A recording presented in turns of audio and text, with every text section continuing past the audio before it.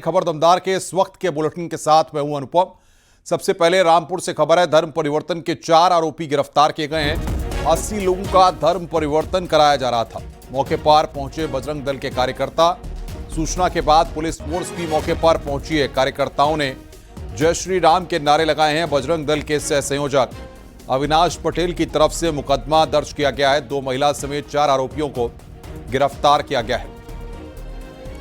तो बड़ी खबर इस वक्त हम आपको बता रहे हैं। शाम को एक व्यक्ति ने सूचना दी थी कि कुछ दूसरे संप्रदाय के लोग एक संप्रदाय के लोगों के साथ धर्म परिवर्तन का प्रयास कर रहे हैं। इस सूचना के आधार पर तत्काल सिविल लाइंस पुलिस पहुंची। घटना सत्य पाई गई और इस आधार पर तत्काल थाना सिविल लाइंस पर अभियोग पंजीकृत किया गया। 4 लोगों को गिरफ्तार किया गया है। विस्तृत विवेचना की जा रही है। विवेचना में अन्य तथ्य जो भी आएंगे उनके आधार पर कार्रवाई की जाएगी। क्या आरोप है सर? आरोप धर्म परिवर्तन का लगाया गया है कि ये लोग मिल करके धर्म परिवर्तन का प्रयास कर रहे थे। इसी सूचना के आधार पर समुचित धाराओं में अभियोग पंजीकृत कराया गया। प्रयागराज के एसआरएन अस्पताल परिसर में खड़ी कार में आग लग गई। देखते ही देखते कार आग का गोला बन गई। आग लगने से अफरा तफरी मच गई। अस्पताल परिसर में ऊपर से गुजर रही हाईटेंशन लाइन में अचानक स्पार्किंग हुई। आशंका है कि चिंगारी नीचे खड़ी कार पर गिर गई, जिससे आग लग गई। फायर ब्रिगेड ने कड़ी मशक्कत के बाद आग पर काबू पाया। आग लगने के समय कार में कोई मौजूद नहीं था।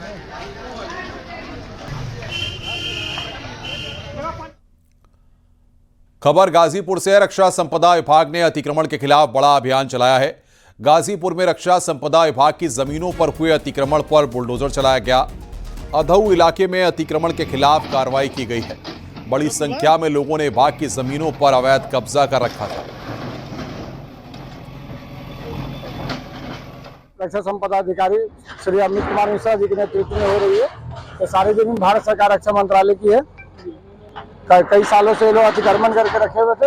अभी हम इनको सब इन्फॉर्मेशन फ्री करा रहे हैं। ये कार्रवाई कब तक चलेगी? ये अभी चलेगी, लगातार चलेगी। बरेली में गौ तस्कर जुबैर पाया के मकान और रेस्टोरेंट पर बुलडोजर की कार्रवाई की गई। पुलिस के मुताबिक जुबैर पर 12 से ज्यादा मुकदमे दर्ज हैं। जुबैर पाया पर गौ तस्करी करने का आरोप है। रेस्टोरेंट और मकान का नक्शा पास नहीं होने के चलते बीडीए की टीम ने दोनों को समीदोज कर दिया।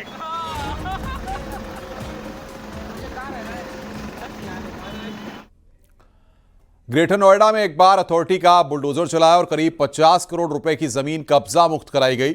सूरजपुर थाना क्षेत्र के खेड़ी भनौता गांव में अथॉरिटी ने एक कार्रवाई की है। आरोप के मुताबिक फार्म हाउस बनाकर अथॉरिटी की जमीन पर अवैध कब्जा किया जा रहा था।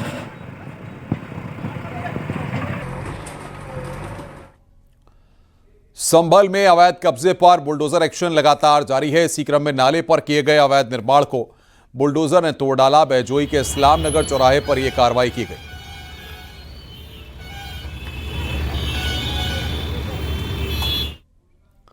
खबर नोएडा से है। बसई गांव में नोएडा अथॉरिटी के अफसरों के साथ अभद्रता का आरोप है। धक्का मुक्की का एक वीडियो सामने आया। पुलिस के साथ भी नोकझोंक हुई। अथॉरिटी की टीम गांव में अवैध निर्माण हटाने के लिए पहुंची थी। इसी दौरान वहां मौजूद लोगों ने अभद्रता की। अथॉरिटी के सीनियर मैनेजर के साथ मारपीट का भी आरोप है। थाने में नोएडा अथॉरिटी के अफसर ने शिकायत की है।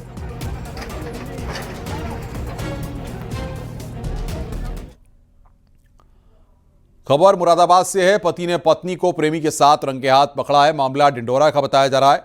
कमरे में पत्नी और उसके प्रेमी को एक साथ पकड़ा गया, जिसके बाद पति ने जमकर हंगामा किया। मौके पर पुलिस बुलाई गई। आरोप है कि प्रेमी से मिलने से रोकने पर पत्नी धमकी देती है। पीड़ित पति ने शिकायत दर्ज कराई है और उनके भाई ने उनको सूचना दी कि उनके एब्सेंस में वो व्यक्ति उनके घर में आया था। और सूचना के बाद ये व्यक्ति अपने घर गए तो इन्होंने अपनी पत्नी को उस व्यक्ति को आपत्तिजनक स्थिति में देखा, जैसा कि उन्होंने अभी तहरीर में लिख के दिया है। और उनमें उन्होंने ये भी मेंशन किया है कि जब उन्होंने इस स्थिति को देख करके उन लोगों से बोला, उनकी अपनी पत्नी को डांटा, तो उसके बाद उसमें पत्नी ने इनके साथ मारपीट करने लगी और उनको धमकाने भी लगी। कानपुर देहात से खबर है। प्रेमी से कराई पत्नी की शादी। डर के साए में जी रहे पति ने कराई पत्नी की शादी। पत्नी ने ग्रामीणों के सामने पति को दिया परित्याग पत्र। रसूलाबाद थाना के भगनेवादा भितरगांव का यह पूरा मामला है।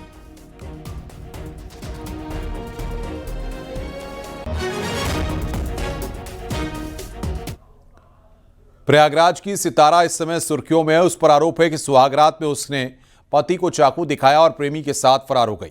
लेकिन दुल्हन सितारा ने पति कप्तान निशात के आरोपों को खारिज करते हुए सितारा ने अपना दर्द बयां किया है। अब सितारा का कहना है कि वो किसी अमन को नहीं जानती। पति कप्तान निशात उसे मारता पीटता है, इसलिए वो घर से भागी थी। साथ ही ये भी कहा है कि पति कप्तान पहले से शादीशुदा है और उसकी एक बेटी भी है। सितारा देवी का कहना है कि वो अब कप्तान निशात के खिलाफ FIR दर्ज कराएगी।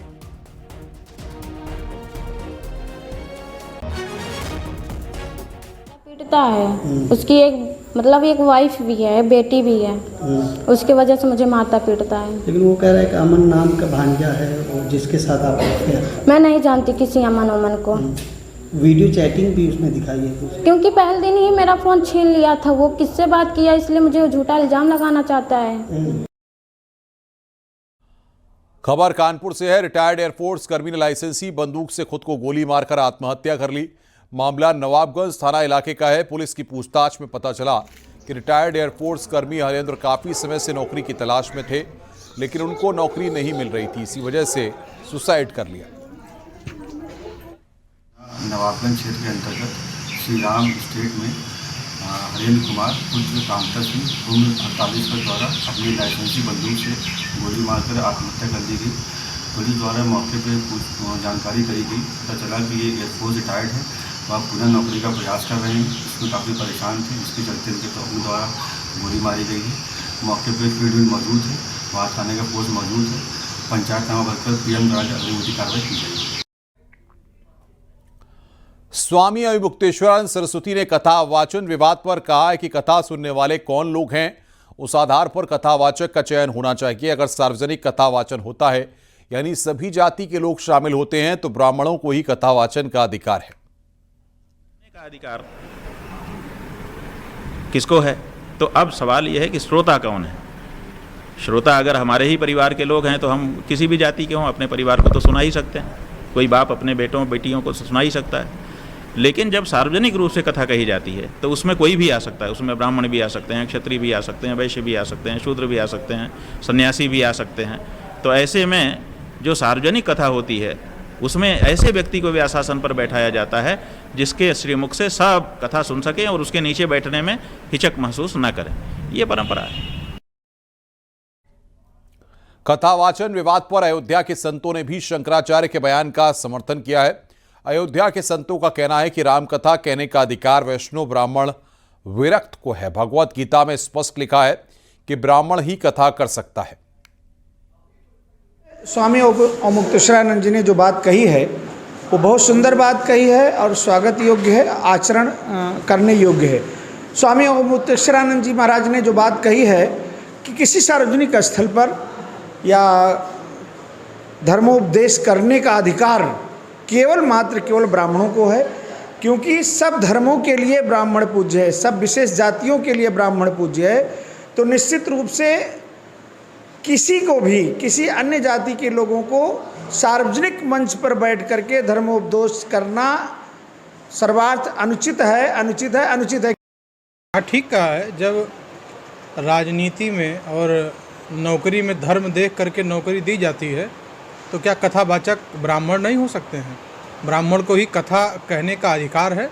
हाँ, ये बात अलग है कि हिंसा का कोई स्थान सभ्य समाज में नहीं होता है, लेकिन जो बात शास्त्र सम्मत है, लिखा हुआ भागवत में विप्रो ब्राह्मणों, विप्र ब्राह्मण और वैष्णव विरक्त, इन लोगों को अधिकार है राम कथा कृष्ण कथा कहने का। मुझे नहीं लगता है कि अगर शंकराचार्य जी ने इस बात को कहा है कि ब्राह्मण ही कथा कह सकता है तो निश्चित रूप से कथा कहने का अधिकार ब्राह्मण को है। वहीं BHU धर्म विज्ञान संकाय के प्रोफेसर शत्रुघ्न त्रिपाठी ने कहा है कि हिंदू धर्म में सभी को कथा कहने का अधिकार है, बस अपना नाम जाति न छुपाएं, कोई पाप न करें।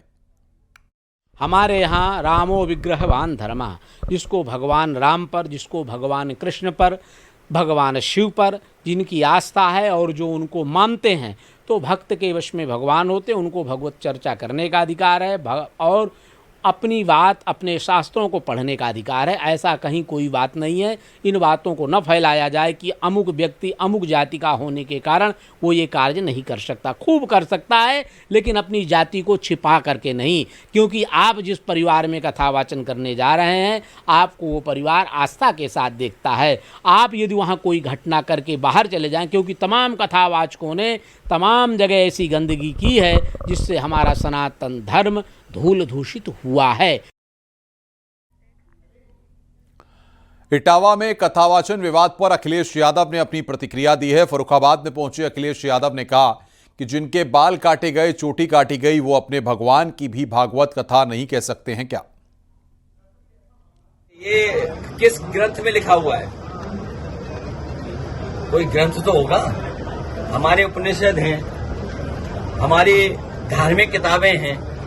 तो बताओ, जिनके बाल काटे गए, जिनकी चुटिया काटी गई, वो अपने भगवान की भी नहीं भगवत गीता गा सकते, अपनी कथा नहीं कह सकते, अपने भगवान की नहीं। आप बताओ, हनुमान जी की जाति किसने बताई? प्रभु श्री राम की जाति किसने बताई? लखनऊ में सीएम योगी ने अस्पताल पहुंचकर विधायक फतेह बहादुर सिंह से मुलाकात की और उनका हाल जाना।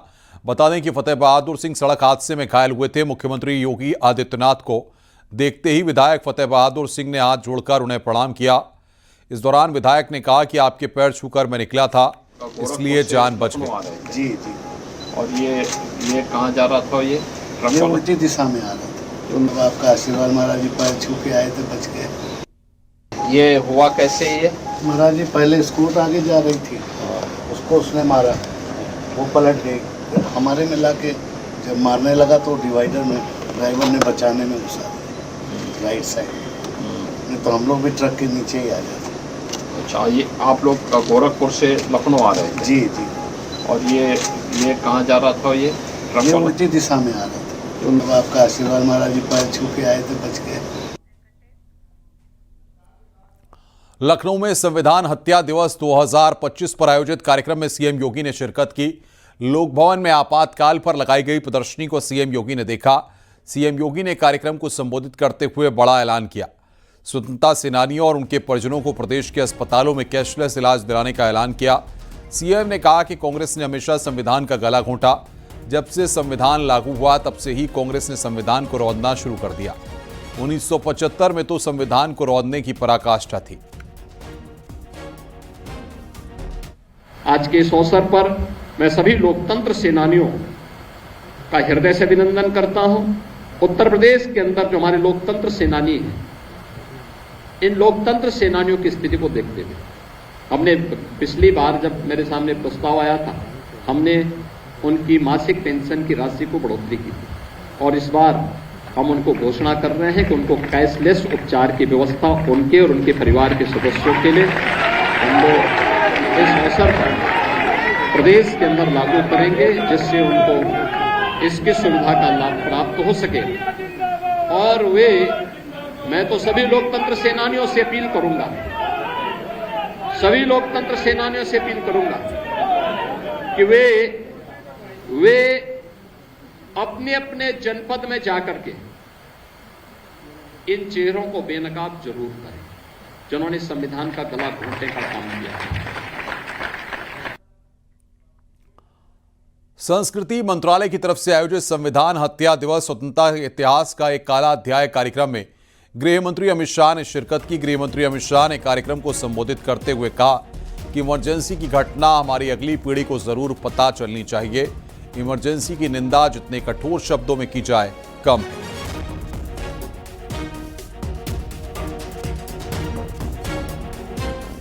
संविधान हत्या दिन एक प्रकार से थोड़ा कठोर शब्द है, निर्मम शब्द है, मगर सोच विचार कर ये दिन का नाम रखा गया, क्योंकि जिस प्रकार से आपातकाल में देश को एक जेल खाना बनाकर रख दिया था, देश की आत्मा को मूंगा कर रख दिया गया था, न्यायालय के कान को बहरा कर रख दिया गया था, लिखने वालों की कलम से स्याही ही निकाल दी गई थी।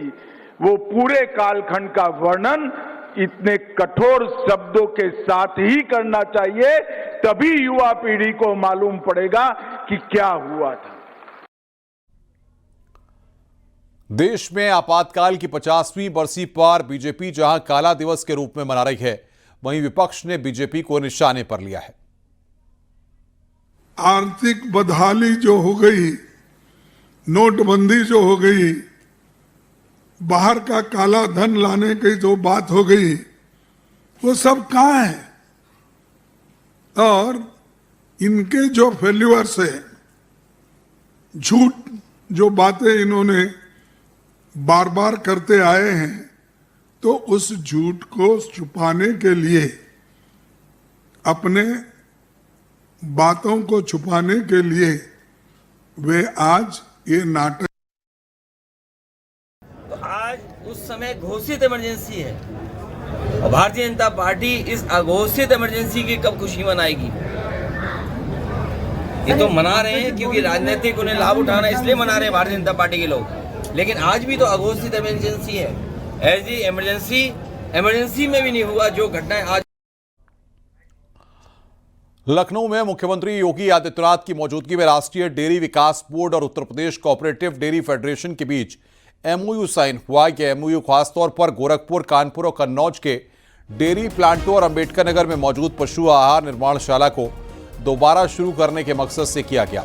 इस मौके पर सीएम योगी ने कहा कि प्रदेश सरकार का मकसद केवल दूध उत्पादन को बढ़ावा देना नहीं, बल्कि दूध उत्पादकों की आमदनी बढ़ाना, रोजगार के अवसरों को बढ़ाना है।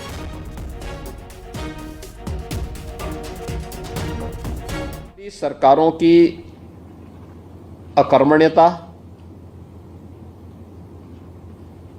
और अन्नदाता किसान विरोधी सोच के कारण वो आगे नहीं बढ़ पा रही थी। योजना बनती थी बंदर बांट करने के लिए, योजना बनती थी ठेके पट्टे हथियाने के लिए। उसके पीछे अन्नदाता किसान का, नौजवान का, महिलाओं का, पशुपालकों का हित हो सके, ये भाव ही नहीं था। और यही कारण था कि जिस राज्य में कृषि सेक्टर में अनंत संभावनाएं थीं, वह राज्य धीरे धीरे करके बदहाल होता गया।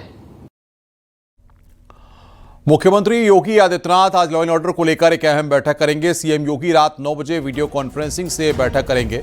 इस बैठक में डीजीपी राजीव कृष्ण और ADG law and order Amitabh Yash और मुख्य सचिव शामिल होंगे। साथ ही अपर मुख्य सचिव और प्रमुख सचिवों से भी कॉन्फ्रेंसिंग से जुड़ेंगे। प्रदेश भर के सभी पुलिस कमिश्नर और कमिश्नर और सभी जिलों के डीएम और एसपी भी वीडियो कॉन्फ्रेंसिंग में इस बैठक में जुड़ेंगे।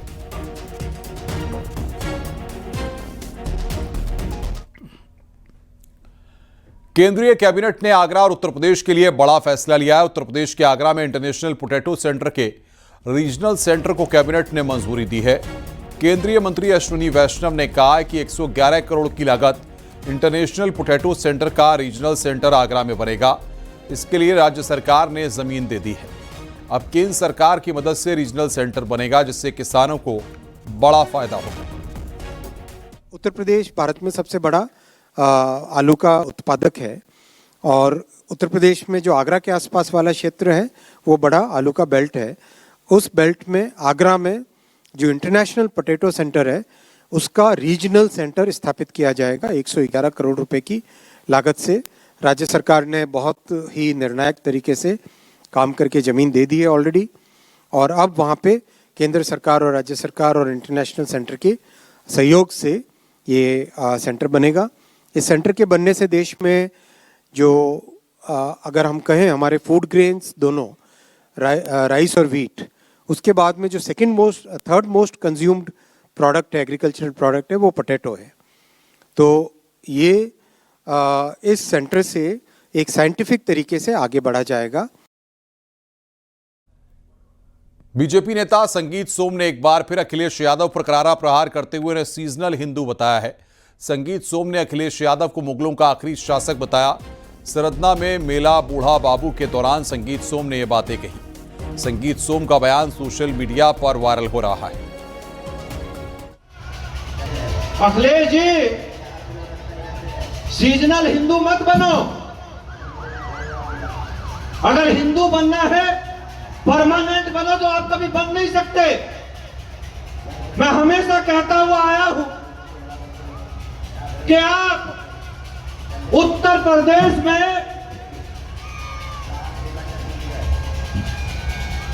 मुगल शासन के आखिरी शासक थे और अब उत्तर प्रदेश में कभी मुगलों का शासन नहीं आना। अगर मुगलों का शासन नहीं आना तो आप शासक कैसे बन सकते? गोरखपुर में विधानसभा के नेता प्रतिपक्ष माता प्रसाद पांडे का विरोध किया गया है। विरासत गलियारा में नेता प्रतिपक्ष माता प्रसाद पांडे का व्यापारियों ने जोरदार विरोध किया। माता प्रसाद वापस जाओ किनारे लगाए गए। व्यापारियों ने कहा कि सत्ता में रहते व्यापारियों के लिए कुछ न करने वाली समाजवादी पार्टी अब राजनीतिक रोटी सेकना चाहती है। व्यापारी समाज योगी सरकार की विकासपरक और व्यापारी हित वाली नीतियों के साथ है।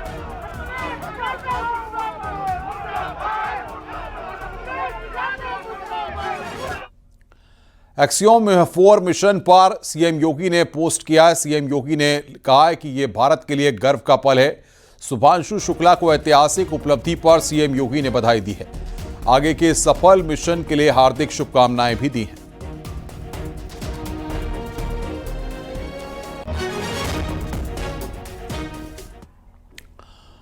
नोएडा फिल्म सिटी के शिलान्यास की तारीख कल यानी 26 जून को तय होगी। कल सीएम योगी और डायरेक्टर बोनी कपूर की मुलाकात होगी। दोनों की मुलाकात के बाद तारीख तय की जाएगी। बता दें कि पहले चरण में 80 एकड़ में निर्माण होना है। फिल्म सिटी के पहले चरण का निर्माण 900 करोड़ रुपए की लागत से किया जाएगा।